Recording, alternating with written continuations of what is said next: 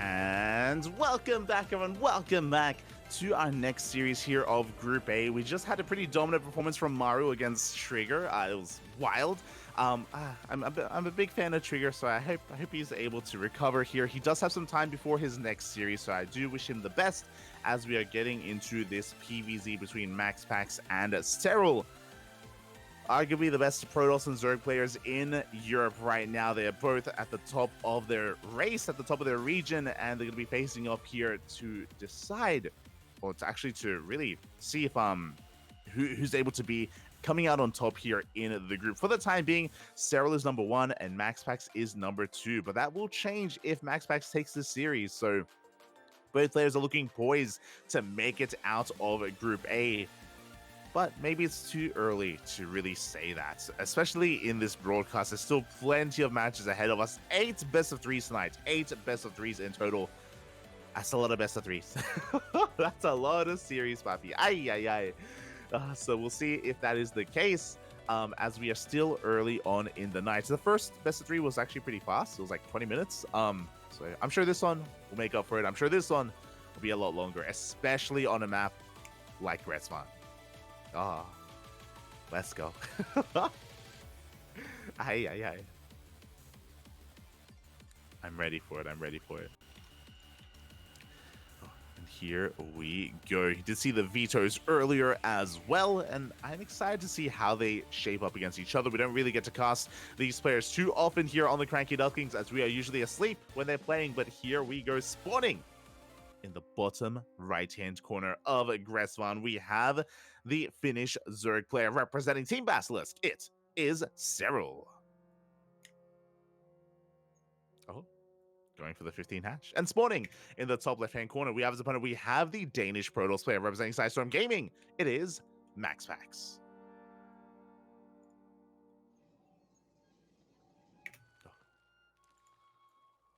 Here we go. So Serral is an Eric enjoyer. You love to see it. Is going for a 15 hatch opener here. For those wondering, this is inefficient. This does delay your economy as opposed to a hatch first, even if the hatchery was over at the unnatural location. But it's a safer way to open up.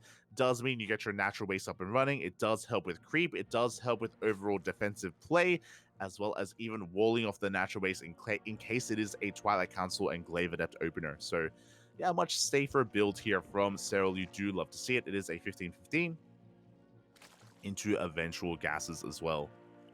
So yeah, really cool to see players even like Serral adopt this. Serral, Rainer, everyone has been, of course, big fans of Eric over the past year, over the past couple of months, and they have been incorporating this.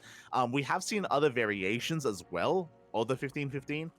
In Korea, players like Ragnarok, players like Dark, they have been going for 14 hatches, which actually don't require you to cancel a building or anything like that. And they've been doing those builds and those openers on maps like Neo-Humanity and other smaller maps as well. So yeah, it's been really interesting to see players players adapt over time, and this late into the lifespan of StarCraft even come up with new openers. Meanwhile, a bit of a misstep there from MaxPax, does get his first probe killed. Ay. It's over. But at least MaxPax was able to confirm there was a 15-15 into a gas geyser as well, like a hatch pool gas opener from Serral. MaxPax, he confirmed that for the most part, so he should still be feeling pretty safe overall. Back at home, getting his gate expand set up, working towards his depth. Everything looking pretty standard, pretty normal here from MaxPax, even going for a Stargate opener behind this. Should be working towards his oracles. Here we go. And now, earlier I did mention, of course, that this may be a longer game on Gretzman. The reason why I say that is Gretzman, it has become the new data C of the map pool. Very macro-oriented, a lot of late game play here on this map. Oh boy, it can get really intense, and yeah, as a result, games can go a little bit longer just because these maps can be a little bit more defensible because of all the ramps, because of all the points of elevation. Once you take control of the center base as well, you do unlock these fringe bases, and they're so much more easier to hold on to. But we'll see if that's where we go. I think most recently at Gamers 8, we saw Classic versus Serral on this map on Gretzman. I think it was like a 40-minute game, 50-minute game. It's very long. But I don't know if MaxPax is really one to embrace that style of play. I feel like if he can end the game earlier, if he can be more aggressive, then he will, typically. Until then, though, he's going to be shutting down this Overlord, going to try to keep the vision, the scouting of Serral at a minimum as the Overlord does go down. Oracle is going to be moving out across the map. And Serral is in position. He's got 2 queens here in the main. He's got 2 queens here at the third base. The natural is exposed, but the Oracle isn't heading there. It is headed through the bases instead. And so far is going to be kept at bay.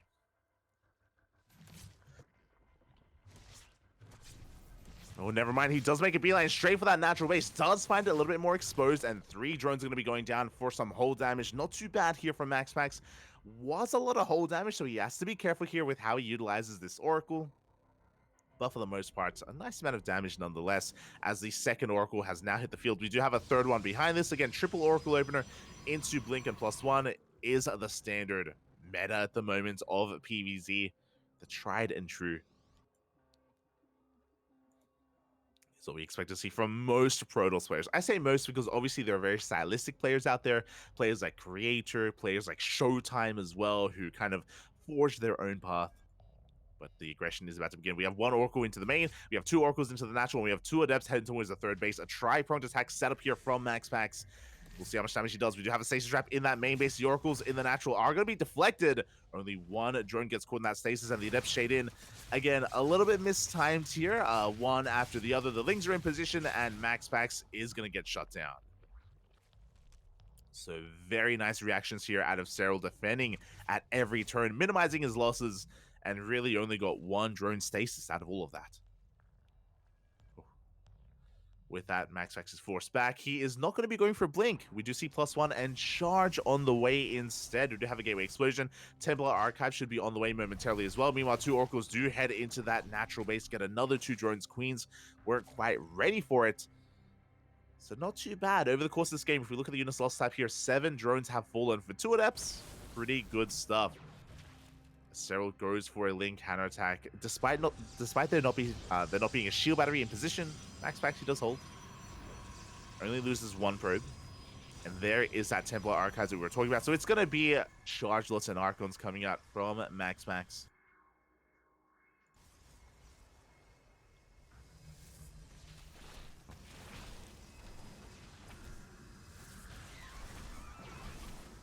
And there can be very nice positioning here overall as another Oracle gets more worker kills across the map. But there should be a timing with those Archons. So there we go. We have the Prism on the way. By the time the Prism gets across the map, we can warp in High Templar. We can morph in those Archons and reinforce with these Zealots. So yeah, once again, we do see MaxPax looking to be quite aggressive here. And we'll see if Serral can prepare in time. These things are going to get a bit of a scat off. Oh, they do force an Archon. I mean, that was going to be an Archon anyway, but... is revealed, I should say, to Serral. Does get eyes on the 4th. And again, it's so important here for him to recognize if MaxPax moves out across the map. Up. As we do have a force going to be stepping onto creep back at home. Serral does have a Roach Warren. Roaches are in production. And what's important is that Serral did scout the 4th base. And what this means is that even though MaxPax does have a Prism, he's not really focusing on this assault, right? He only has 1 Archon. If he wanted to, he could have doubled down and really sent everything here to try to break the bases of Serral, but no, MaxPax is transitioning. We have a 2nd Robo on the way. We have a Robotics Bay on the way. Like, MaxPax, he is thinking further ahead. So he's posturing with a handful of units, but he's not committing to any kind of big attack. More Zealots are coming in to reinforce. Again, MaxPax just establishing his 4th base behind this. Immortal production has commenced. Creep is going to be cleaned up. Again, mainly a mineral-based army here for MaxPax. Doesn't want to throw anything away. Likewise, the Zealot run by towards the right-hand side is spotted by Serral ahead of time, so he's going to be able to split off a couple of Roaches. Meanwhile, MaxPax pushes into that 3rd. Oh, the stasis is going to get triggered. Yeah, and Serral has more than enough to deflect this army. There is still one stasis trap left, but for the most part, Serral has defended. At the same time, we do have that prism slipping into the main base. Ooh, and these zealots are getting damage done. 5 workers go down, and we do see Serral just trying to minimize his losses, forces a recall. And MaxPax isn't done. He rotates over towards another one of these fringe bases, towards the 5th.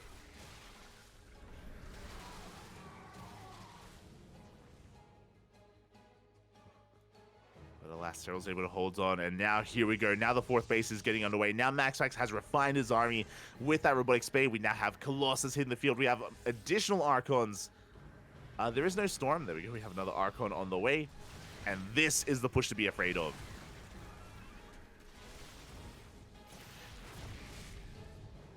Roaches are arriving. Colossus just raining down here on the mineral line, on the base itself. Roaches are coming in, but I don't know if they can hold on to this base. Despite that, good target firing on the Archons. 2 of them do go down. Can we get the 3rd? Just before the Roaches get on top of them, it looks like Zealots do arrive to reinforce. A 3rd Colossus has hit the field. We're making 2 more behind. Oh my god. We're not stopping the Colossus production. Okay.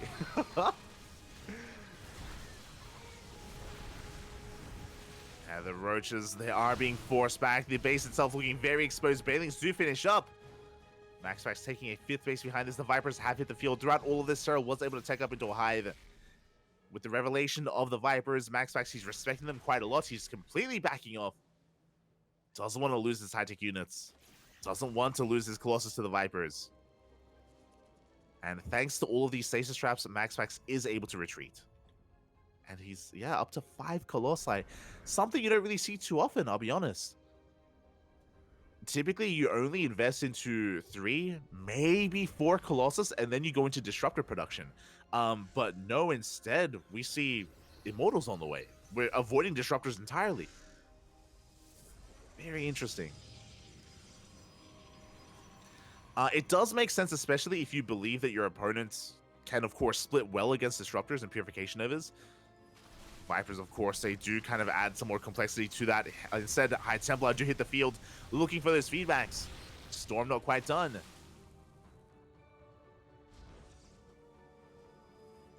But yeah, Colossus High Templar instead. And again, it does make a lot of sense. A good way to counteract these Vipers is to take into High Templar instead of those Disruptors. Whether it's Storm, whether it's feedback. Good use of counterplay. As MaxPax is just getting his 5th back up and running. Meanwhile, behind this, I mentioned the hive that we had earlier, and Serral did use it initially to rush into Vipers, and they did save him. And now we're heading towards that Greater Spire, towards Broodlords. At the same time, MaxPax getting ready for a drop into the main. The main army pushing through the center as well. Storm is done this time. At the same time, a big Roach counterattack. Are we going to force a recall? No. A warp in instead. The main army pushing on through. Big storms on the Banelings. They will find some good connections though. Only 3 High Templar survive. Jesus, 4 High Templar went down in that fight. A good start for Serral. The Roach army wasn't dealt with. It's getting a bit out of hand. The Zealots are going down. Serral may lose a base, but these bases of MaxPax are that much more important.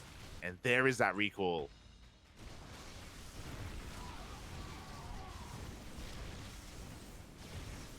Roaches are going to be going down. Serral likewise moving out across the map. He has bought a lot of freedom here, and now we do see MaxPax completely out of position. He's on the other side of the map, and this 5th base, it's going to go down. It may go down. Cracklings? Yeah. I should have more faith in +3 melee lings. They take down the Nexus. A little bit of mispathing. Things are going to go down. But really, Serral just making room for some supply, making room for the Broodlords. As the Broodlords have arrived just in time for the next fight. They're still on the way, they're still in production. But again, Broodlords will force MaxPax back. He doesn't have Stalkers, he doesn't have any Skytoss units. There's no way for him to really close the distance and get on top of the Broodlords. He does force a cancel on this center base, but the Broodlords now arrive. Recall was used earlier. Storm is going to help zone them away. Zealot Rumbai gets cleaned up by a wall of spines. Oh, nice yoinks on those Immortals. Even even on the High Templar as well. And again, these Broodlords, they reign supreme. MaxPax, he has to respect it, he has to back off. And now we're investing heavily here into a warping of Stalkers instead.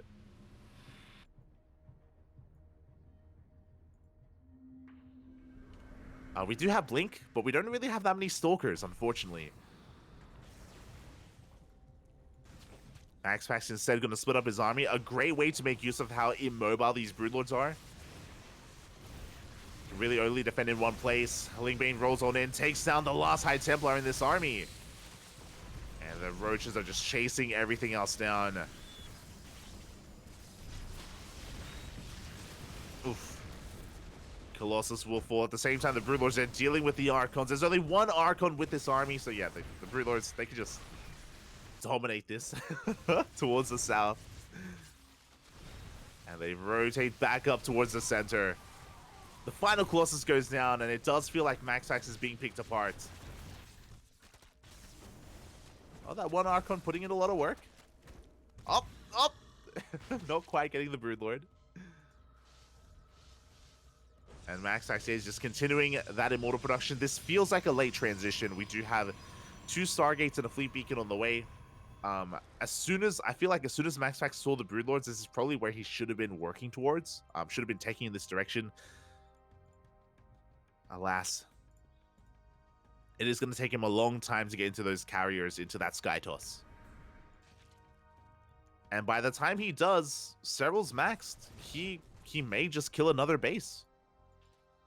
Baneling Rumbai does slip on in. 23 probes go down. We still have more Banelings head towards that third base of MaxPax. Up!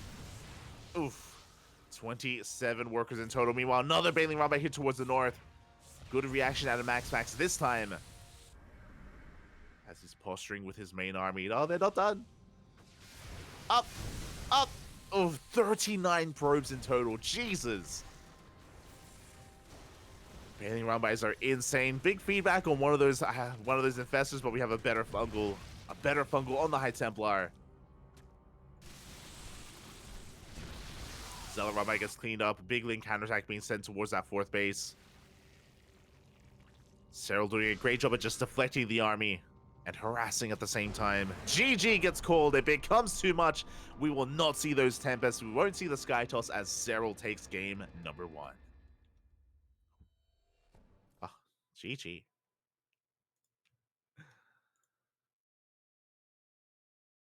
Very impressive here. Very impressive play from Serral. There were definitely some moments where MaxPax was looking pretty terrifying. But we saw that Serral, he was very, I would say that his Vipers were very nicely lined up with the initial attack. The Broodlords as well arrived just in time, and we saw that MaxPax was woefully underprepared for those Broodlords, a late transition into Sky Toss. But at the same time, even if he had tried to go into those Stargates earlier, he may not have been able to make use of them, because if you remember, he was stuck on 4 bases. At the time, MaxPax, he lost his 5th. He was struggling to really get his economy going. And then, of course, we saw what happened to his economy in the end due to all those Baneling and Ling run-bys. GG, a powerful performance there out of Serral. For the most part, in control. And a really interesting style out of MaxPax. We should also emphasize that as well, right? MaxPax, he didn't really play too standard. The opener was standard, of course. The opener was, and the follow-up for the most part as well. But for MaxPax to double down on mass Colossus production for like this big Immortal push, big Colossus push. Double down on Colossus production, and he doubled down this big Colossus push with Immortals, followed up by High Templar, avoiding disruptors entirely. It's not something you see too often. So yeah, really interesting. Really exciting to see. Alas, didn't work out, but I'm sure it does find a lot of success in other games. Again, Serral just reading MaxPax so well. Now we're getting into game number 2.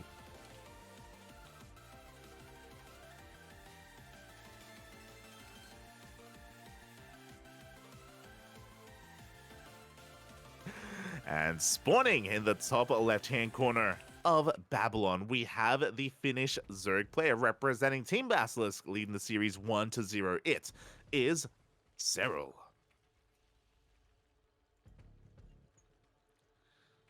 And spawning in the bottom right-hand corner, we have his opponent. We have the Danish Protoss player representing Sidestorm Gaming, looking a little bit troubled in those player cams. Hopefully he can bring it back. It is MaxPax.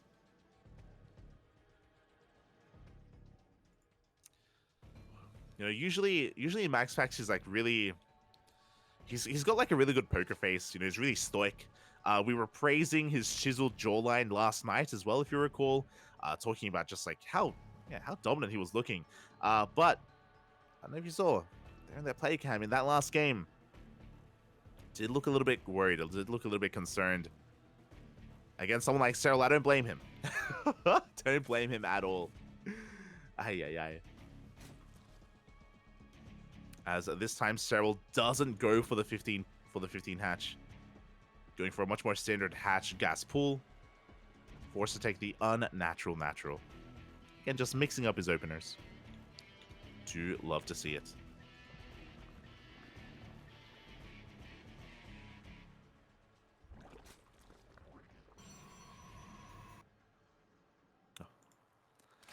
And behind this, MaxPax just chilling, going for a gate expand. Very economic, very greedy opener here, delaying that cybercore a little bit in favor of a faster Nexus.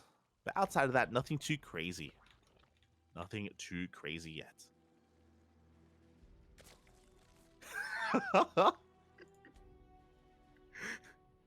Ay. Look, we're having fun, Papi. We're having fun. Ay.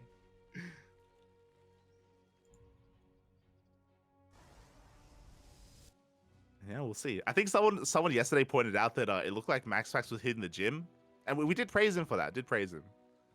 I always love it when players, they work on themselves outside of just the game as well. You know. Reminders to everyone: posture check, posture check. No slouching in the chat. Be like MaxPax. We want to take care of ourselves, Papi. Take care of ourselves. Drink plenty of water.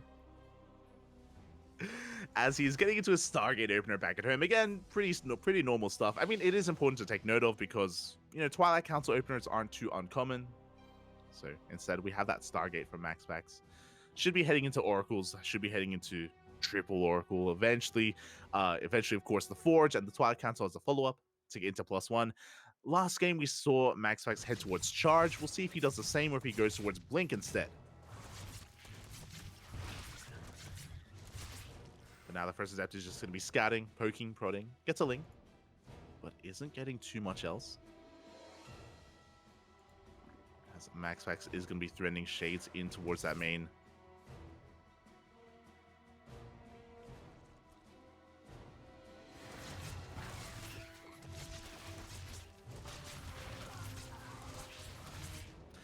And again, Serral, he was in position. He shuts down the first adept. Is looking to shut down the second as well. They don't really find too much damage. This is a little bit dangerous.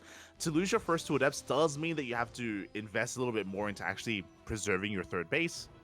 Serral does immediately move out across the map and is looking to delay that third. Meanwhile, the first Oracle has hit the field, is zooming across the map. Serral just looking to contain his opponents and delay that third base for as long as he can. Disrupt it for as long as he can. And MaxPax doesn't go for a second. He's crazy. He's going for a Void Ray next. Oh, no. I was about to say that you don't typically see a Void Ray unless we're going to go into Sky Toss, and we do have a second Stargate on the way. We're going back to 2020. Now, to be fair, this has been rising in popularity. If you've been tuning into the CranKy Ducklings, we have seen Hero and Classic do this as well over in the Korean server. Ooh, not quite like this though. Okay, so we're not amassing Void Rays. We're going for Phoenixes. Hey, MaxPax. What's going on? Oh, I like it. Something a little bit different instead. Now, the power of these Phoenixes does kind of rely on them being unscouted. Ling's going to try to bust into the natural. They get a couple of probes here. They get eyes on the third base. But ideally, MaxPax, he wants to back these up. He wants to keep them hidden and safe from Serral for as long as possible and have that surprise factor of going across the map, sniping queens, killing workers as a result as well. First Void Ray does reveal itself, Serral going straight into that lair. And Serral is still in the dark. Hasn't quite seen what MaxPax is up to. No adepts though, which means this third base is looking very exposed. That's a kill, not a cancel on that shield battery. Zelta warped in, which is a tell. Is a tell that clearly something is wrong and the gas is being spent elsewhere. Not into a Twilight Council. So far this screams Sky Toss, but we'll see. Yeah, it looks like Serral is caught on. In a way, he's caught on. Of course, he doesn't know about the Mass Phoenix, but Serral, he's continuing queen production. He's gone back into queens, he's making roaches. It almost looks like he's setting up for potentially a queen roach push through the center of the map. For now, just the lings and roaches are moving out. Phoenixes, likewise, are now hitting the field, and they do come across the roaches. Serral immediately does pull back. Nidus is on the way. Serral, he wants to make use of these queens. Oh, let's go. How many queens do we have? We're up to 9 queens, about to be 12. Is that enough? Queens are pretty good. As the Phoenixes are going to be headed towards the main base, dragging Serral all the way into the main, keeping his queens busy. But, oh, as he does end up sniping one of those Phoenixes. Very nicely done. The Nidus hasn't been scouted. The Phoenixes, they dove straight into the main. They didn't head towards the natural base. Nidus is on the way, and Serral is looking to try to break that natural base. There is a shield battery. There is an overcharge as well. We're about to have an immortal. But there's not much of a ground army. That's the problem right now. There just isn't much on the ground to support. There was no Twilight Council, no charge, no blink, no glaives, no nothing. There we go. MaxPax now aware of the danger he's in. He's throwing down cannons. The SimCity here is a little bit congested. There's not actually a lot of room for more stack defense, which is a little bit concerning. There is a sentry for force fields. But likewise, there are also Ravagers. Phoenixes are being zoned away. The Ling Ravager heading towards the third base instead, looking for some secure damage. So far, good positioning here from MaxPax. He does rotate his Phoenixes over. Likewise, the creep also being spread in this direction. The Void Ray does go down. Up. Again, the Queens are just trying to keep up with the Phoenixes. Another Ravager. Not quite going to get picked off. Clutch Transfuse. Big Transfuse coming out from Serral. Oh my god, the Ravagers refuse to die. GG gets called, and Serral with the Ling Queen Nidus all in, oh sorry, with the Roach Queen Nidus all in, is able to push out, takes down MaxPax 2-0. GG. Oh my god.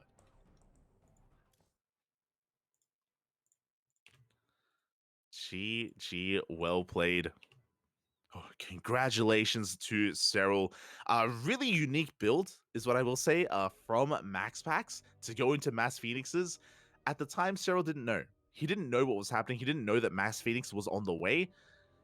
But he was preparing for Skytoss anyway. He was amassing queens, getting ready for Void Rays or carriers. I'm pretty sure he was expecting carriers to show up. Once he realized that there weren't any carriers or Void Rays, that it was Phoenix of all things, immediately, Nidus. Immediately, he was setting up for his assault, for his attack. And we saw that Trigger, he just wasn't, or he didn't really have much of anything to defend against it. He had his Phoenixes, yes. He had 1 sentry, like 3 slow lots, 1 immortal eventually. Like, he just didn't really have much on the ground. That's the weakness, of course, of amassing Phoenixes like that. And yeah, Serral abusing that. GG, well played. And with that, we're going to be going on a short break. When we return, we will have some more matches for you. It's going to be Gumiho versus Showtime over on the Americas server. See you then.